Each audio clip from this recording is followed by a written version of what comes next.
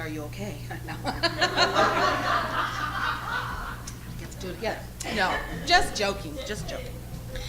Just taking advantage of you. Thank you. Hi, well, I know some of the people here, obviously, and some of you I have not had the privilege of meeting, and one of the biggest things that makes me nervous is the fact that when I do Works in Progress, which is all the time, I am constantly and forever overlapping material, and I'm afraid that someone's here tonight who's been to every fourth show, and they're going to see the same show again and go, wow, well, the Works is there, where's the progress? Anyway, so roommate for about 4 months, and it's the first time I've prepared a show with her literally in-house. And so it's been a very interesting process for me. So that's my disclaimer for the evening. She's my inspiration, my help, and my excuse.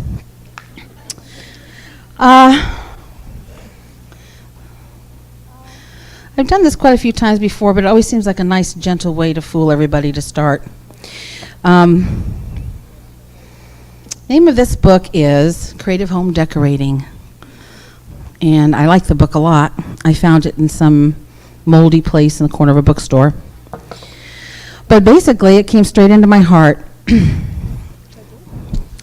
This, and I have a lot of books up here, a lot of oddball stuff that I use. I read books constantly to use for reference, ideas, and absurdities. And so you can take a look at all these books. Most of the books that I use through the show, I usually take verbatim and then I comment on them. But this is where I was supposed to have lived when I was a little girl. And if I could blow it up for you, you would see that it's a divine, fabulous, overstuffed, overdone living room of about the late 40s or early 50s. I have some little pictures in the front that you cannot see if I show them to you, but later you can come up. One is the family I should have been. You'll see which ones they are. And then below them is taped the family that I was. So I had a lot of fun, though, daydreaming with this book. When I was a little girl, I used to fancy the fact that all the drapes would match. Not only all the fireplaces would work, there would be a fireplace. I thought that would be a neat idea. And remember one time I asked my father, I said, we were looking at a new house, and he said, well, and I said, is there a fireplace there? And he went, are you out of your mind? We're never going to have a fireplace. And he was right. We never did have a fireplace. I think the thing that comes to mind, since I was 18 years old, I've lived in 78 places come this last move.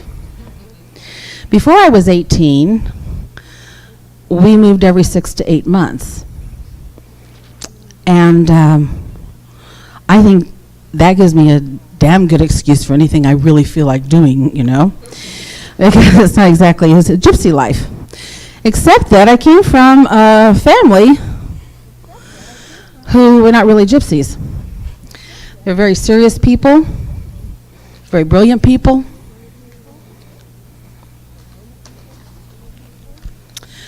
I am forever at the borderline, peeking over through the veil, hearing the siren moaning my name and laughing. My grandmother, other grandmother, my mother, crazy. I am forever at the borderline. Daughters pull at my shirt tails, not ready to loosen me yet. Plucking me back, they think to save some sanity that suits their needs of me. My sons, well, you know, they watch through hands-covered faces, fingers spread wide, fan-like, to lessen the impact my border chase imposes, lessening the cost to them if I step out too far, you know, too far and then don't come back. So here I am, my shirt tails are flying through their grasp, eyes alert to my next absurdity and dancing the light fandango on a wire pulled tight between the teeth of those crazy ladies, all of whom I cherished, all of whom I loved, without whose guidance I'd have perished long ago among the harshness of reality and the lines drawn so straight I could not bear the boredom, the guilt, the tedious task of always having to be so right. These were the people. These were the people who taught me how to cope. There was no lyrical style in my family, I want to assure you. They were all pretty straightforward. My grandma Lulu was a radical. Now, she wasn't into feminism. That word, of course, hadn't been coined when she was a young girl, but she was into doing things her way, and she was a very staunch advocate that the church do things the right way. We were Mormons. She hadn't been informed yet that she wasn't supposed to be, one of the hierarchy, but she kept, jumping into the meetings and telling them everything regarding tithing, birth control, all those touchy issues, that are still touchy issues. My grandma, that was my grandma Lulu. That was my father's mother. She had 13 children, and she was always happy to tell you that most of them died. But anyway, 7 of them lived, and they lived through her. She had a real strong belief that the Catholic Church was symbolic of all that was to befall the world by the year 2000. So I was raised trying to look under nuns' hassocks for pregnant nuns. I just knew, that they were all pregnant. No one bothered to tell me how. I found out a few years later how that happened. And so she really felt very deeply about her religious commitment to inform the world of all of her research that she did every night from about 12 at night till 6 in the morning. So she was a nighttime person. She was a crazy person. As she got older, a little dementia set in, and as everyone has said about all the women in our family, how could you tell? But she really went over the borderline, and she was a lot of fun. She was my best friend. She was a fabulous human being. She could take me to the store, and we could pick out 10,000 pair of roller skates and charge them to Grandpa's account. There was nothing wrong with that as far as I was concerned. I thought that was a wonderful thing to do. We could stay up till 4 in the morning watching wrestling matches. It was great. Her trying like heck to talk my grandfather into the fact that they were all faking it, when we know it was real. So, but we had a lot of fun, and she was crazy, and the whole family did not know what to do with her, and she pretty much died with them finally saying, "Thank God we know what to do with you now." And that's how that works with a grandma like that. Mabel, that was my mother's mom, she was softer, but mercurial. We could be driving down the street. I remember when I was a little girl, we'd be driving down the street or sitting in a streetcar in Ohio. And she would just take her teeth and throw them out the window. Yeah. Haven't you ever wanted to do that? Well, I have a few that are getting ready to jump out on their own, but God willing, they'll last a couple more years. But I do know that she thought that was the most rational thing in the world to do. And my mom would look at her. I was just a little girl then, and she said, "Why did you do that?" And she said, "Well, they were just getting in my way." And of course, we'd have to get off the streetcar and go back and get them to my grandmother. That was the perfectly logical thing to do. She also was a registered nurse and in charge of a large hospital. She did a wonderful job, never had any problem there. But as I said, she was up and down a lot. She had a lot of trouble. She was our family secret till I was about 16 years old. We weren't allowed to know that she died in an asylum. That's what they called them, asylums. Isn't that an awful word?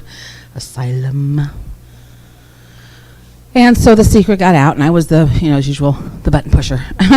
Got into a lot of trouble for that because that was the one word that was not allowed to be used in our house unless my father wanted to push my mother's buttons.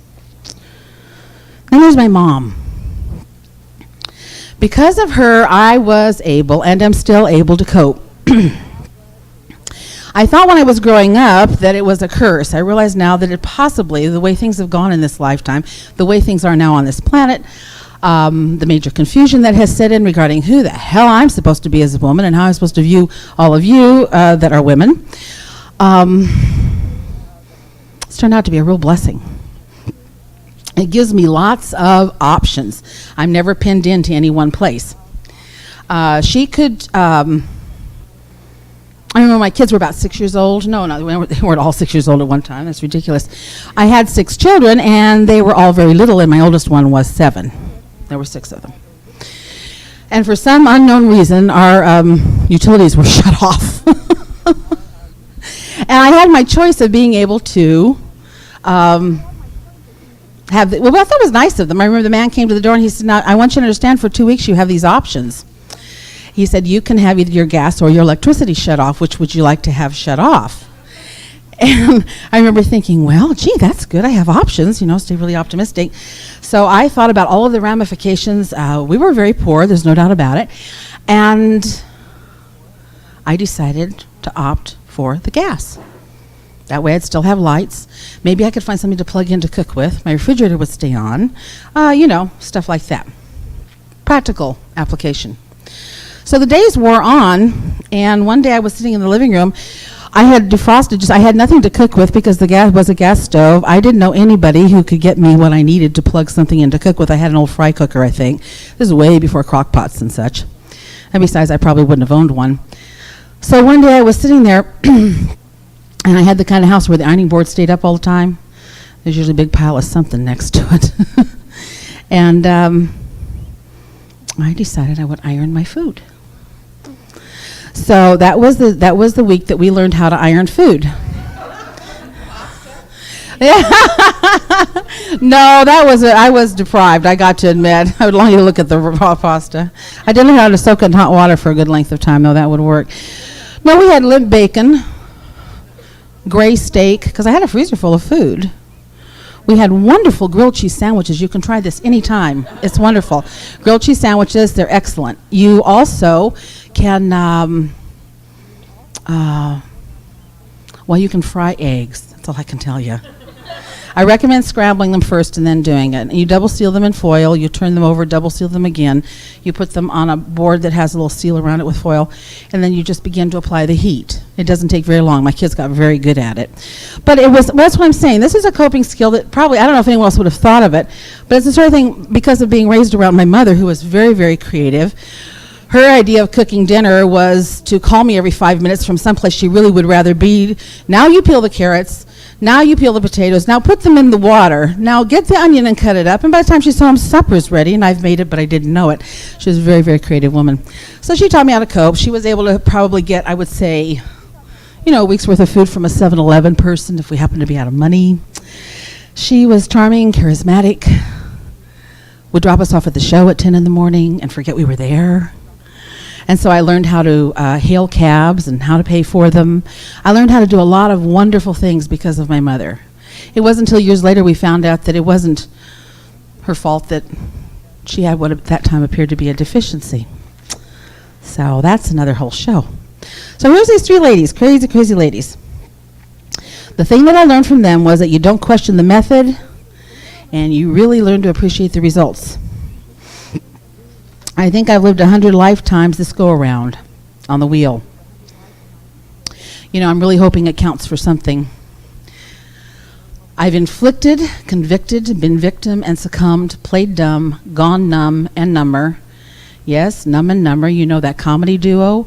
The people pleaser, always ready for the shtick, doing it right, being dead serious, when all along I was in live technicolor absurdity, ridiculity. My parents were brilliant. Father psychotic, mother schizoid, paranoid. Both charismatic, undiagnosed, and on the loose. 2 lives, one a private court where I became the net, the birdie, and the racket in their long games of secrets, religiosity, and manipulation. Daddy's grip firm on mommy's mind and body. This was the house that repression built. This was the house that turned its back round to spirit, ears closed to truth, and voices muffled in convoluted phrases designed to fool almost everyone. Well, almost. Father a minister, mother a wife, and me? Well, what was I? I was a prima donna, a tap dancer. I was a very famous author, a concert pianist. I was a star, a queen, a horsewoman, a mother of 12. I had them all named. 8 single births, 2 sets of twins. Majorette, a cigarette girl, definitely a cigarette girl. A model, a showgirl, definitely a showgirl. A skating champ of the Olympics, of course. I was, in a word, a great big fat liar. That's who I was. Pathological and coping. I was wild, wild, wild little woman in this little girl's body. I loved to lie. It made me feel good. It got me off. I loved seeming the best, and I loved seeming loved. I wore obsession as a scent, let me tell you, long before some genius ad man hit Madison Avenue. This was the inside life. Well, the outside life was a little easier. I could keep my mouth shut, have absolutely no opinions, need little, and never, ever, under any circumstances, was I to be too much. This was obsession getting ready to happen. My mother's smile dances on the front door screen as squeaky hinges labor forth, bearing birth, new fruit, purple and soft, ears 2 feet high, yellow custard satin for a 3-year-old thumb to rub, like a talisman of love, for little arms to hug, oh bunny love. Tea time for 2. I feed him well, he's my lover. He's my first love at 3. I already nurture the him in me. The he bunny, the honey bunny. Both button eyes cross to adore me, only me. A long afternoon he lays with me, my nose in his cheek, his ears wrapped round my neck, a yellow custard satin locket of trust. Lavender moonbeams in my head dance and twirl through our twilight sleep, Bunny and me. My lips suck gently, so gently, on his pink, shiny ribbon. Tender communion in dreams. In dreams. In dreams. The sky's on fire! Thunderclap! Zeus will be his own child, they say. Eat them alive. It's foolish. No money. Kill the bunny. Take it back, stupid woman. Kill the bunny. Spoil the child. Not my child. Damn fast-talking salesman. Kill that rabbit. Never in this house. You'll learn, you stupid woman. You silly, silly, bad mother. Kill her bunny. On my mouth, an open sore, kind of oozing, silent grief. I clutch the air with a tongue still wet from that satin, shiny pink. Can I see? Mother's tears dancing on her front door screen. Squeaky hinges labor forth. Hey, to take my bunny back. A rabbit for the taking. A daughter for the losing. Poor all of us.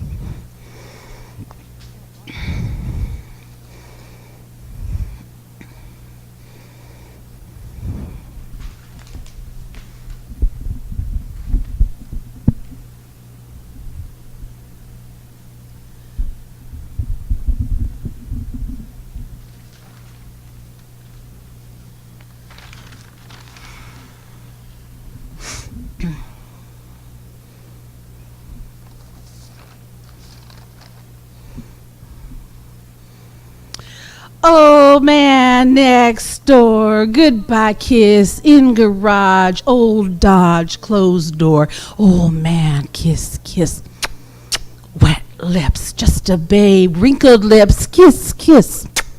And I behaved. And I smiled politely. You must have been a beautiful baby. You must have been a beautiful child when you were only starting to go to kindergarten. I'll bet you drove the little boys wild. Ooh, 13, 14, something. Big boobs, mama cha-cha bazooms. Funicello-like. Babysit, uncle's home, auntie's gone, won't hurt much, panty's gone. Just let him touch. Just let him touch. And smile politely. Sit, babysit. Learn to love it, learn to love it, learn to love it, learn to love it. When it comes to winning blue ribbons, I'll bet you show the other girls how. Sweet 16.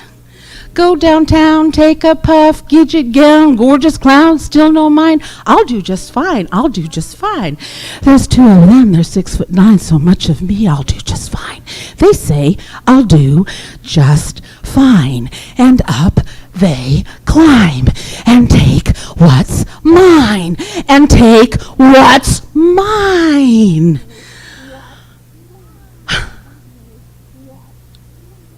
And I smile. Politely. When you were only 5, they were handing out the prize. I'll bet you had the sweetest smile. This is dedicated to 2 RAF flyboys, 1 Marine, 2 uncles, 1 doctor, Mr. Faceless, 4 men of God, and Grandma's next-door neighbor. Oh, baby, look at you now. Oh, baby, look at you now. Now, now, now, now, now. Now, now, now, now, now. Now, now, now, now, now, now, now, now, now, now, now. No, no, no, no, no. No, no, no, no, no. No, no, no, no, no, no, no, no, no, no, no, no, no, no. Um, um, um,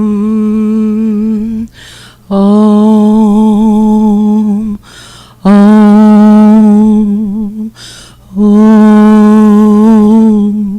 um, um, no, no, no, no, no, no.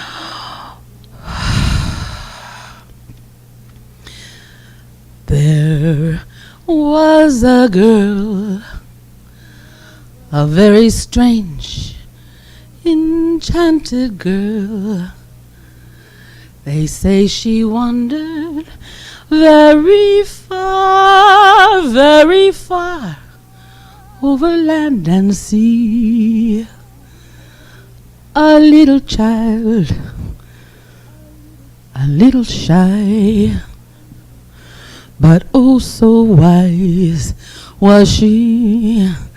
And then one day, the magic day, she passed my way. And while we spoke of many things, fools and kings, this she said to me: the greatest thing you'll ever learn is just to love and be loved in return.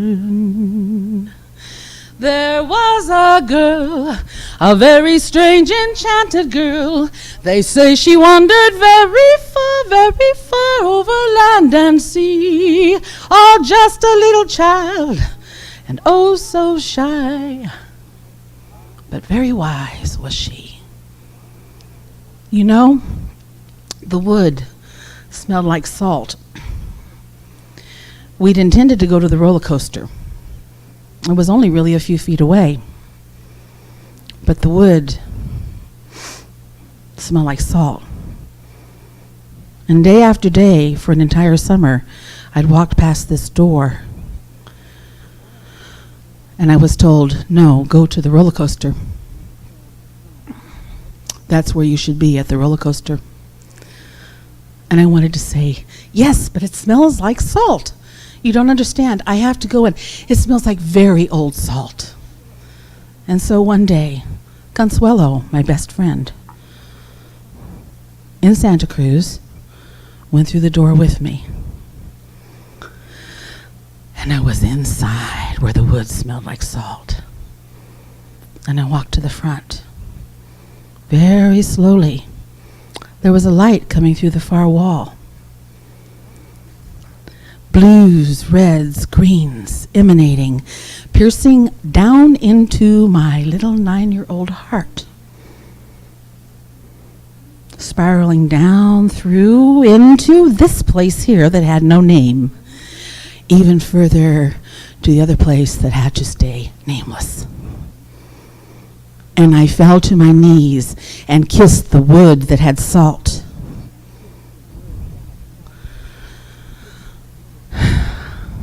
The Santa Cruz Mission is a lovely little place. Lots of tourists go there every year. It was the taboo place on earth for me because Catholics went there. What would people think if they saw the minister's daughter going to the Catholic Church? So for 9 years I was raised in a fairly well-accepted denomination. And the Spirit of God had eluded me. And I was really, really hungry. And every time I passed the door, I could smell the meal cooking. And so I went into the kitchen. The stained glass window was the reflection of the Madonna, my first goddess, unbeknownst to me. And she shined her light on me, not particularly seeming to care that I was not a Catholic. I thought that was pretty big of her.